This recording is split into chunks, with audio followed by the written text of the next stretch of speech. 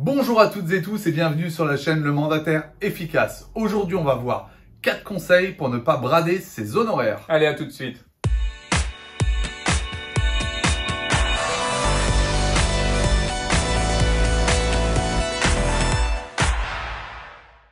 Alors, pourquoi on voulait faire cette vidéo de ne pas brader ses honoraires? Parce que moi, j'en ai marre de voir trop de mandataires qui se disent « Oh, je vais prendre pas beaucoup de frais, il faut surtout que je sois moins cher que les agences parce que je suis tout seul, j'ai mon truc. » Non, hors de question de ça. Ayez un petit peu d'estime de vous. Vous faites un travail qui est compliqué, on a un métier qui est pas simple, il y a beaucoup de contraintes, on travaille à des horaires qui sont pas toujours simples, vous savez pas combien vous allez gagner à la fin du mois, tous les nouveaux mois sont nouveaux, donc non, ne bradez pas vos honoraires. Déjà, faites une bonne grille tarifaire. Alors, chez certains réseaux, elle est imposée, donc respectez-la. Arrêtez de vouloir baisser obligatoirement vos honoraires. Ça, c'est un petit préambule, parce que j'en ai marre de voir des gens qui prennent 2%, alors qu'ils font le même travail que nous et qu'ils ont bossé. Donc non, vous méritez ce que vous faites. Si vous êtes content, si vous faites votre boulot et que vous le faites bien, il n'y a pas de raison de brader. Ça, c'était la première chose, le petit préambule. Je rajoute juste un truc. Moi, on m'a toujours dit en école de commerce, tu sais Olivier, si tu peux vendre ta prestation uniquement en bradant tes honoraires ou en bradant ton prix, c'est que ta prestation est nulle. Exactement. Et puis quand vous faites le calcul, enfin, moi je prends 6% en général d'honoraires, ceux qui en prennent que 2%, il faut qu'ils fassent 3 ventes pour que moi j'en fais une. Donc déjà ça vous permettra de travailler un petit peu moins. Donc vraiment, gardez vos honoraires, soyez fiers d'eux. Et puis si vous les avez choisis, c'est que vous vous dites c'est le bon prix par rapport à ce que je fais comme travail. Donc ça c'était le petit préambule. Maintenant, on va vous donner quand même les 4 premiers conseils. Allez, l'estimation, c'est la première chose. Si vous faites une estimation au bon prix, forcément, quand vous allez avoir une offre, l'offre va être sans négociation. Parce que les gens vont dire, bah oui, effectivement, c'est le prix du marché, c'est ce que ça vaut. Ils ont eu pas mal d'appels sur cette maison. Donc forcément, il faut que nous, on se positionne tout de suite et ils vous l'achèteront au prix. Donc l'estimation est primordiale. Il ne faut pas la bâcler. Et il ne faut pas non plus faire une estimation de complaisance en disant au client, bah alors, combien vous en voulez, ma petite dame? Non. C'est pas ça du tout. Non, on doit estimer soi-même le prix. Exactement. Et ayez confiance en vous. Vous avez votre expérience, vous connaissez le prix du marché. Quand vous allez la donner, vous n'êtes pas là pour faire plaisir, vous êtes là pour vendre. Donc vous allez donner l'estimation au prix du marché parce qu'on le sait tous, dans l'immobilier, au prix du marché, on vend, en général, on dit sous 3 mois, le bien, il est vendu. Et ce qui va nous amener au deuxième point après l'estimation, c'est de prendre une exclusivité. Vous avez fait une super estimation, les gens savent qui vous êtes, prenez une exclusivité, ça va vous éviter une négociation, puisque si vous êtes en exclusivité, vous n'allez pas devoir vous aligner avec l'agence Tartampion qui a mis 1% de moins, ou vous avez peur que votre acheteur aille les voir en disant « Ah, je l'ai vu ailleurs, est-ce qu'on peut négocier ?» Parce que moi, j'ai vu des gens, certaines fois, ils vous voient, ils visitent avec vous, ils voient que vous avez 10 000 € d'honoraires, ils vont voir l'autre agence, ils les appellent, ils font « Ouais, j'ai visité avec monsieur Ruchat, est-ce que si vous prenez 5 000 €, je fais l'offre avec vous ?» On l'a vu ça, donc ça peut arriver. Donc... Ou même des gens qui disent pendant la visite « Par contre, comment ça se fait que vous êtes 1000 ou 2000 € plus cher que telle agence ?» Et ils attendent bien de vous faire comprendre que la maison, ils la veulent, mais avec 2000 de moins. Ça y est, vous êtes mort. Exactement, donc faites tout pour avoir l'exclusivité, c'est un confort de travail, mais c'est aussi une super arme pour ne pas négocier vos honoraires. Alors, troisième conseil, c'est le service. Oui, alors là, on va vous parler des choses pour le vendeur. Les 2 premiers conseils étaient vraiment plutôt liés à l'acheteur. On vous a dit, être au bon prix de marché, comme ça l'empêche de vouloir négocier. Être en exclusivité, comme ça, il ne négocie pas. Et maintenant, voilà, le service.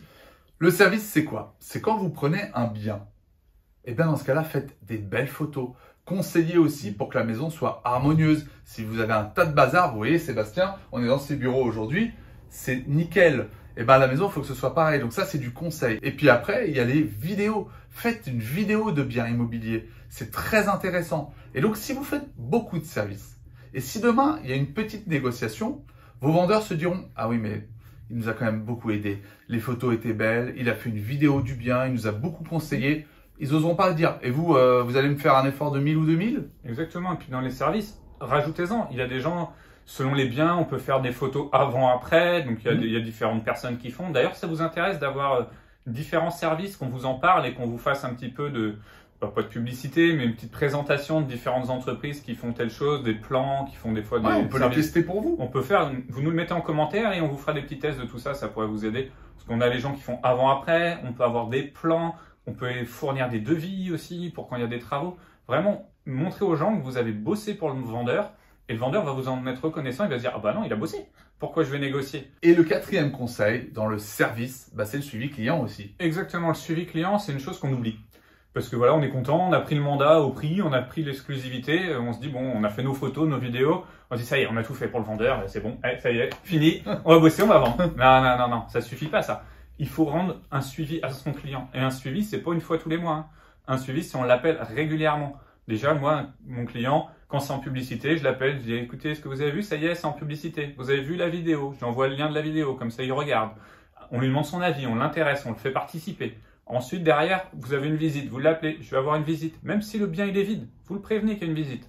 Vous faites la visite, vous l'appelez, vous lui dites comment s'est passée la visite. Toujours ce compte rendu, ce suivi. Le client doit entendre parler de vous, se dire tiens, mais il fait que de travailler pour moi. C'est ça. Vous le savez que vous n'avez pas le temps de travailler que pour un client. Et des fois, vous vous dites oh, ben, je vais l'appeler dans 2 semaines, c'est déjà bien, je l'ai toutes les 2 semaines.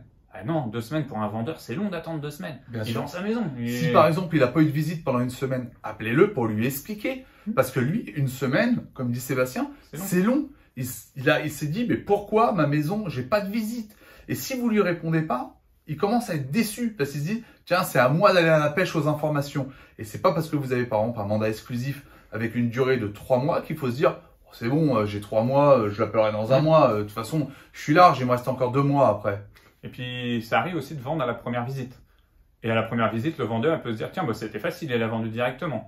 Donc, si vous avez fait tout ce travail avant, et vous l'avez déjà même juste appelé pour lui dire, écoutez, ça y est, j'ai mis en publicité, ça y est, j'ai calé des visites tel jour, et vous faites le compte-rendu, et après, vous appelez pour l'offre, allez-y déjà que vous avez travaillé.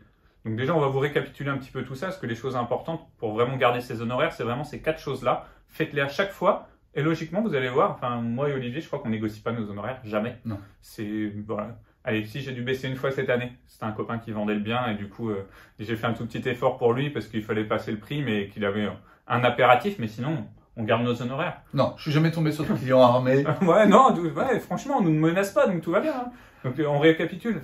Une bonne estie. Estie, ouais. 2e. Exclu. 3e, le service. Et 4e, le suivi. Exactement. Et si vous faites ça, vous allez pouvoir travailler efficacement et vivre super sereinement. Eh ben d'ailleurs, on vous dit à dimanche prochain, 10 h pour une nouvelle vidéo. Allez, excellent dimanche. Bon dimanche.